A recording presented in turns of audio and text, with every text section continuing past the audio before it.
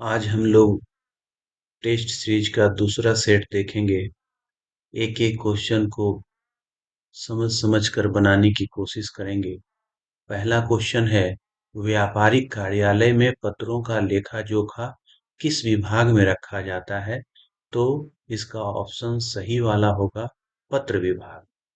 अगला क्वेश्चन है, कार्यालय व्यापार में वही महत्व रखता है जो एक घड़ी में मुख्य स्प्रिंग का होता है। यह कथन किसका है? यह कथन डिक्सी का है। स्थानीय स्तर पर भेजे जाने वाले पत्रों का लेखा करते हैं। स्थानीय स्तर पर जो भी पत्र भेजे जाते हैं वह लेखा पत्रवाहक पुस्तक में किया जाता है।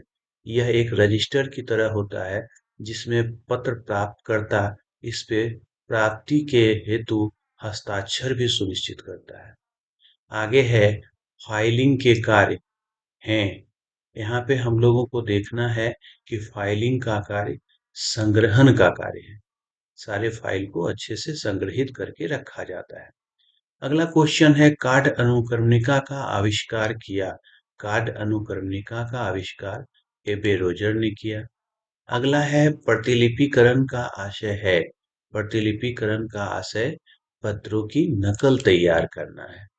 अगला है, बहुप्रतिलिपिकरण की मुख्य प्रति। बहुप्रतिलिपिकरण में मुख्य प्रति को फाइल में रख दिया जाता है, जबकि प्रतिलिपिकरण के अंतर्गत मुख्य प्रति को भेज दिया जाता है। एक आदर्श व्यापारिक पत्र की मुख्य विशेषताएं हैं। एक आदर्श व्यापारिक पत्र में स्पष्टता भी होनी चाहिए, संक्षिप्तता भी होनी चाहिए, सत्यता भी होनी चाहिए, यानी इसका आंसर हो जाएगा इनमें से सभी। पता लिखने के ढंग हैं। पता लिखने के दो ढंग हैं। आगे है, जब विक्रेता अपनी किसी पुराने ग्राहक को निश्चित समय में निश्चित मूल्य पर निश्चित मात्रा में माल बेचने का प्रस्ताव रखता है तो उसे कहते हैं विशेष विक्रय प्रस्ताव, क्योंकि विशेष स्थिति के लिए ये बनाया जाता है। आगे कहता है, आर्थिक स्थिति की जानकारी के लिए लिखे गए पत्र को क्या कहते हैं? तो आर्थिक स्थिति की जानकारी के लिए संदर्भ पत्र लिखा जाता है, जिसमें सामान्य तौर पे बैंक के माध्यम से कोई विक्रेता जानना चाहता है कि अमुक व्यक्ति की आर्थिक स्थिति कैसी है।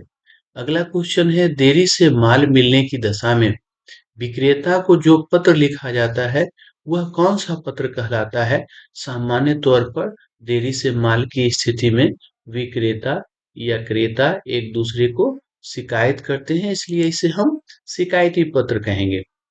आगे है, व्यापारिक बैंकों को कितने भागों में विभाजित किया जाता है? व्यापारिक बैंकों को चार भागों में सामान्य तौर पर विभाजित किया जाता है, जिसमें कि निजी बैंक, सरकारी बैंक, ग्रामीण बैंक और विदेशी बैंक के रूप में होता है। आगे है, फाइलिंग के कार्य हैं। दोबारा क्वेश्चन आ गया है, वही है, इसका भी आंसर होगा संग्रहण का कार्य। आगे क्या है, हुंडी की विशेषताएं हैं। हुंडी की विशेषता है कि यह भारतीय भाषाओं में होता है, विनिमय साध्य प्रलेख भी है, यानी इसका आंसर हो जाएगा उपर्युक्त सभी। अगला क्वेश्चन है, अनादृत चेक का रेखांकन रद्द करने का अधिकार केवल उसके बैंक को है। आगे है, चेक का अनादरण हो जाता है अगर चेक पे हस्ताक्षर नहीं है, अगले तिथि का है, धनराशि में अंतर है, तो ऐसी परिस्थिति में इसमें हो जाएगा सभी। आगे है, हुंडी के पक्षकार हैं। हुंडी के तीन पक्षकार हैं। आगे है, बैंक के अधिनियम। बैंक के लिए कौन सा अधिनियम है? बैंकिंग नियमन अधिनियम 1949।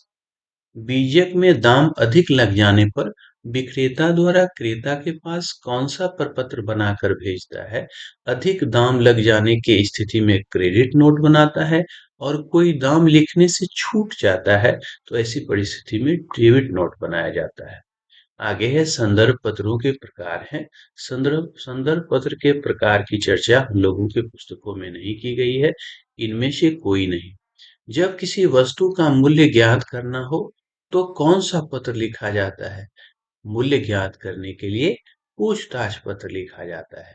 व्यापारिक पत्र के अंग हैं शीर्षक, अभिवादन, अंतिम प्रशंसात्मक वाक्य। यानी इसका आंसर हो जाएगा इन प्रयुक्त सभी व्यापारिक पत्रों का प्रयोग व्यापारिक उद्देश्य के लिए होता है।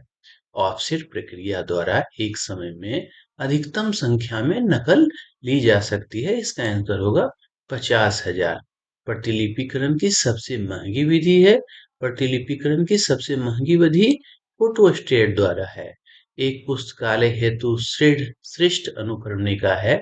हम आप जानते हैं कि कार्ड अनुकरणिका एक पुस्तकालय के लिए श्रेष्ठ अनुकरणिका है, क्योंकि इसके माध्यम से कार्ड से ही हमें पता चल जाता है कि अमुक पुस्तक किस स्थान पे रखी है, ताकि उसे सुगमता से प्राप्त किया जा सके।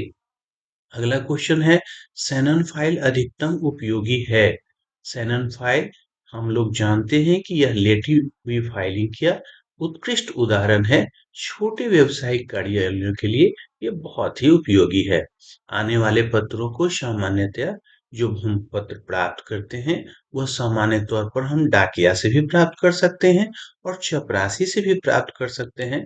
तो इसका आंसर हो जाएगा डाकिया एवं चपरासी दोनों। अगला क्वेश्चन है, व्यापारिक कार्यालय के विभाग हैं लेखा विभाग, रोकड़ विभाग, पत्र व्यवहार विभाग। यानी इसका आंसर हो जाएगा इनमें से सभी। इसे सबमिट कर दिया जाता है, व्यू स्कोर चेक कर लिया जाता है